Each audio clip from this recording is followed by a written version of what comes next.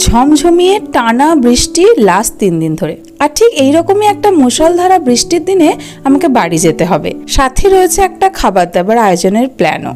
সকাল সকাল উঠে রেনকোট গায়ে দিয়ে উপস্থিত মাছের বাজারে। এসে দেখি আমার মতো অনেকেই বৃষ্টি উপেক্ষা করে শুধুমাত্র মাছের প্রেমে পড়ে ছুটে এসেছে। আমি নিলাম পমফ্রেট আর লোটে মাছ, সেগুলো নিয়ে বেরিয়ে পড়লাম বাড়ি যাবার উদ্দেশ্যে। হালকা ভিজে বাড়ি পৌঁছে সোজা রান্নাঘরে করলাম সর্ষে পমফ্রেট বা পমফ্রেটের ঝাল আর লোটে মাছের ঝুড়ো।